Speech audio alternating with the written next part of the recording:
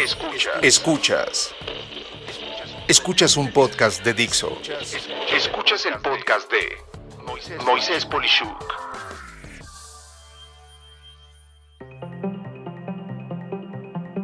Experiencias cercanas de muerte empresarial. Cuando se habla de negocios, casi siempre, todo lo que se escucha es algo bueno o positivo. A nadie le gusta hablar de cuando le va mal, pero este tipo de aprendizajes son sumamente importantes.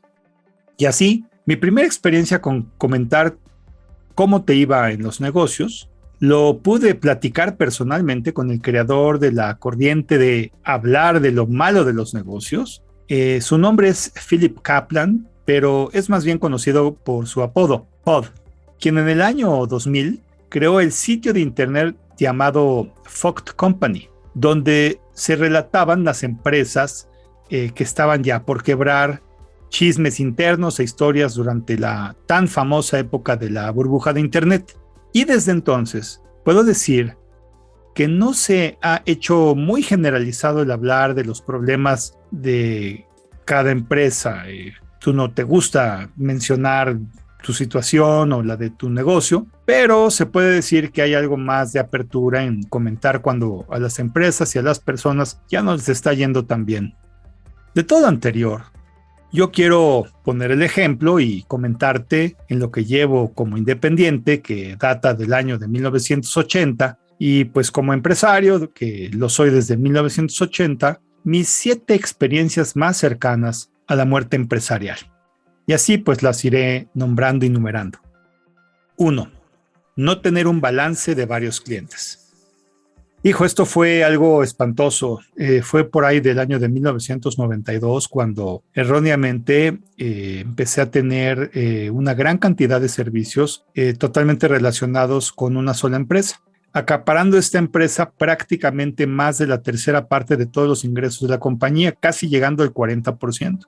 Y bueno, en ese entonces esa empresa me pedía más y más y más cosas a mí y a mi negocio, y en una ocasión el director de Latinoamérica de esa organización me pidió que auditara lo que decía la planta en una de las principales sesiones que tenían de forma interna del lanzamiento de sus nuevos productos. Y bueno, yo confronté, como me pidieron precisamente, a esas personas porque estaban hablando datos equivocados. Y la sorpresa fue que, pues siendo de la matriz y de la parte, digamos que corporativa global de esa gran empresa, pues llegaron a los Estados Unidos sumamente enojados y dijeron que ese mexicanito que los había puesto en sus rodillas debía desaparecer, y con eso borraron a mi negocio de esa empresa y perdí automáticamente el 40% de golpe de todos los ingresos.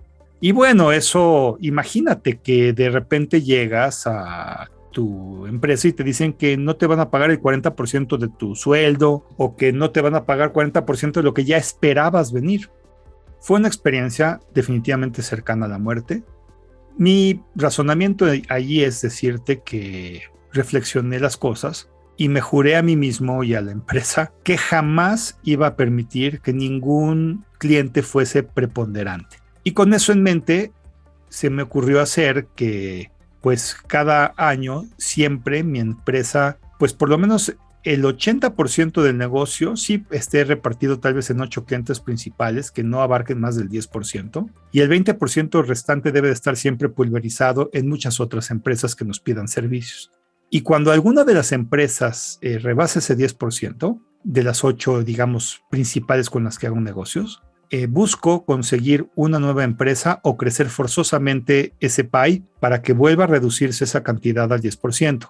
Ojo, no estoy haciendo que ya no acepte más servicios, sino por el contrario, fuerzo a la empresa a crecer para que se vuelva a convertir eso que había crecido a más de 10% a 10% de nuevo. Y como corolario, quiero decirte que esa empresa que me desapareció, hoy en día y desde entonces, después de 6 meses de haber sido eliminado, pues fui recontratado como empresa, y desde entonces a la fecha sigo teniendo increíbles y buenos resultados con ellos. Simplemente fue un berrinche empresarial, pero ese berrinche empresarial a mi empresa le costó el 40% en alguna época, y eso fue una experiencia cercana a la muerte. 2. no tener química con quien haces negocios. Esta te la quiero decir muy, muy claro. En los negocios yo siento que casi siempre primero haces amistades y luego haces negocios. Es muy peligroso, que no tengas buena química con las personas con las que estás interactuando del otro lado de la mesa. Si empiezas una relación ya de malas, quiero decirte que lo que viene es peor que lo que fue el principio. Es muy difícil remediar una primera impresión. Ya lo dice Malcolm Gladwell en Blink, esa primera impresión que tienes de una persona prácticamente es imborrable y puede representar un riesgo empresarial muy importante porque lo que viene después de eso es sabotaje, hablar a tus espaldas, tener complicaciones, todo no les gusta. Vamos, yo no recomiendo hacer negocios con quien no tienes química. Alguna vez lo hice y la verdad es que fue tan desgastante en dos sentidos. Primero, no se cerró el negocio y segundo, tienes que estar a la defensiva con clientes. Y estar a la defensiva con cliente es una antítesis, ¿no? Si quieres apoyar a alguien, pues verdaderamente el chiste es tener una sana convivencia y que aprecien lo que tú haces, que te paguen a tiempo y que todo funcione como debe de ser. 3. No tratar con la persona indicada para hacer el negocio. Mira, esta es verdaderamente importante porque muchas veces me han abierto la puerta en distintos lugares y yo siempre me había emocionado toda mi vida y nunca me había dado cuenta de que cuando alguien me había abierto la puerta, lo que acababa por pasar era que no era la persona correcta para poder autorizar o dar avance a lo que yo quería y entonces empezábamos a ver espejismos empresariales, o sea, tú creías que estabas haciendo un negocio, la verdad es que la persona en el nivel organizacional le reportaba al que le reportaba, al que le reportaba, al que influenciaba o decidía. Y cuando estás tan abajo en esa cadena, lo que está pasando es que verdaderamente los de más arriba que toman la decisión no lo saben, los que están abajo no saben cómo articular el mensaje, tienden a darte ilusión en lugar de decirte las cosas como son y entonces acabas perdiendo mucho tiempo que pudiste haber aprovechado para hacer negocios en otro lado. Entonces, esta fue otra experiencia muy cercana a la muerte y aprendí a hacerme con certeza de la relación con quien influencia la venta o bien con quien decide. 4. No saber explicar lo que ofreces. Y sí, tengo que confesar que como ingeniero en sistemas, mis orígenes, mucho antes de haber hecho la maestría en administración, eran claramente tecnonerd. O sea, yo hablaba en tecnonerd, explicaba las cosas en tecnonerd, me importaba mucho que la gente entendiera la parte tecnológica de lo que hacía. ¿Y qué crees? En los negocios a la gente no le importa tanto lo que haces y cómo lo haces. Quieren un resultado, quieren entender qué vas a hacer desde el punto de vista estratégico o lo que vas a lograr o qué resultados vas a tener, pero no necesitan saber cada detalle de cómo va a suceder. Y no saber explicar las cosas es finalmente, ¿sabes qué?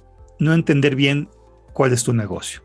O sea, en pocas palabras, si no sabes decir qué es lo que haces, para qué sirve y dar un ejemplo de eso, pues no tienes idea de lo que estás haciendo y verdaderamente los que sí saben explicar, los que sí saben decir las cosas, son los que disfrutan su trabajo, pero además son profundos conocedores de qué hacen y cómo lo hacen. Y quiero reconocer que esto es algo que tienes que pulir todo el tiempo para tener buenos resultados. 5. No entender cómo explicar el beneficio de lo que haces. Pues claro, amigas, amigos, lo que tú quieres hacer es algo que tiene que beneficiar al otro, te va a dar dinero y está esperando un beneficio muy palpable, sea un producto o sea un servicio. Y esto es un punto muy importante a tener en cuenta. Entonces, aquí la clave es cómo explicar el beneficio de lo que haces atractivo, el poder trasladar a la persona a lo que va a suceder cuando adquiera lo que tú ofreces. El poder verdaderamente quitar el miedo de por qué te va a pagar lo que te va a pagar para hacer lo que tú haces. Por mucho tiempo yo veía para mi lado como obvio lo que hacía y esto me quitaba mucho tiempo con la gente que nunca llegaba verdaderamente a entender lo que era su beneficio y como consecuencia retardaba tanto el proceso de decisión que acababa por hacer que yo no cubriera con lo que tenía pensado con ellos. Entonces, Aquí quiero ser muy claro en que no entender cómo explicar el beneficio de lo que haces te puede matar. 6. No poder demostrar los puntos clave para cualquier empresa. Y sí, quiero decirte que hay 4 puntos clave que toda empresa, sin importar su giro, quiere. Pues, ¿qué quiere una empresa? Pues quiere aumentar su rentabilidad como negocio y de forma asimétrica disminuir sus costos operativos. O sea, no por ahorrarte 5 pesos en costos, ya ganaste 5 pesos en rentabilidad. Al contrario, quieres ahorrar 5 pesos en costos y 25 pesos más ganados en rentabilidad, por poner un ejemplo. El segundo punto es disminuir los costos operativos, por supuesto. Esto quiere decir que aumentas la rentabilidad y también disminuyes los costos operativos. El que puedan responderse a sí mismos y tú a ellos, el cómo pueden pelear mejor o afrontar mejor a su competencia.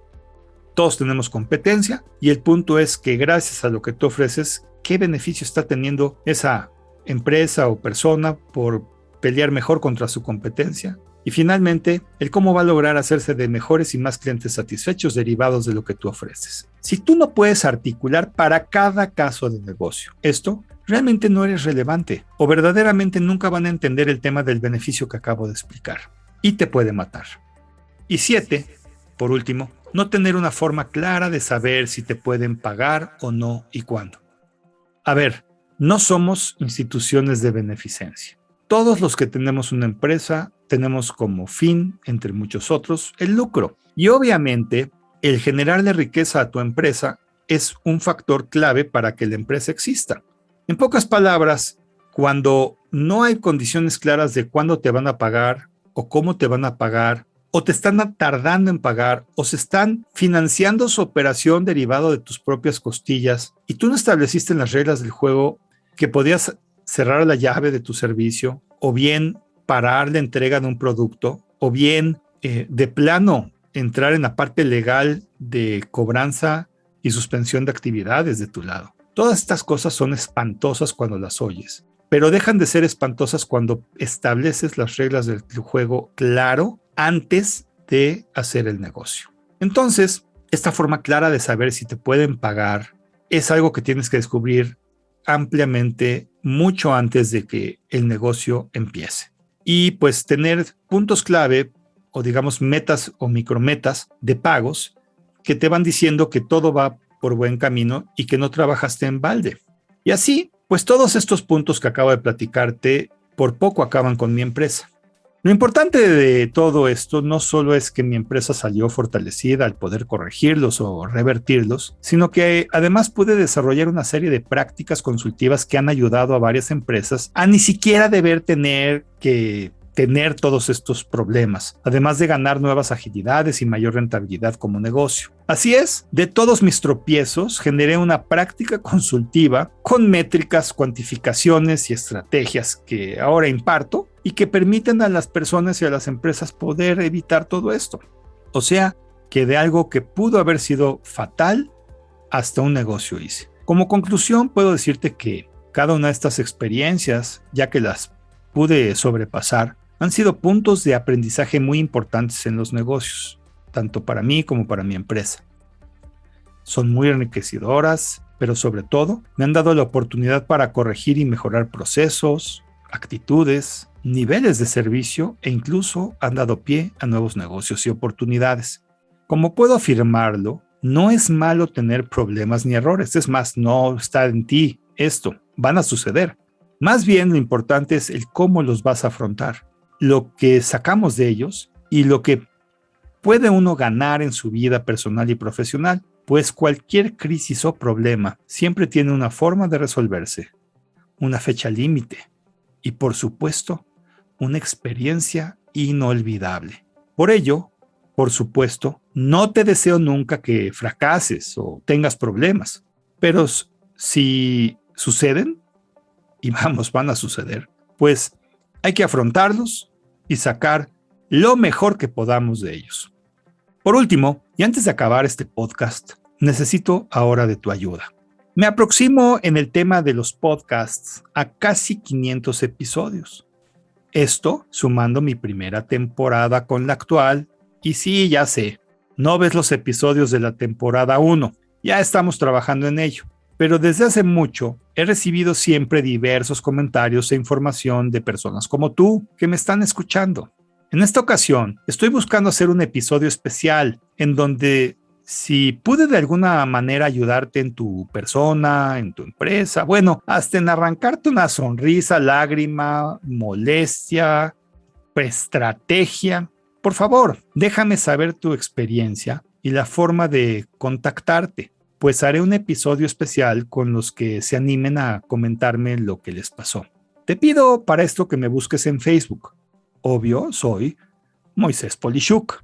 Y mándame un mensaje comentándome tu anécdota. Por allí nos pondremos de acuerdo en los pasos a seguir.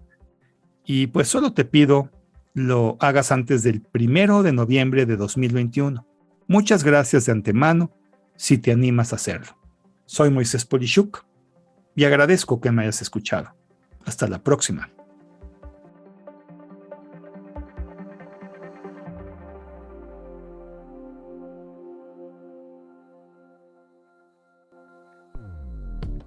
Dixo presentó el podcast de Moisés Polishuk. La producción de este podcast corrió a cargo de Verónica Hernández. Coordinación de producción, Verónica Hernández. Dirección general, Dani Sadia. Voz y contenido, Moisés Polishuk.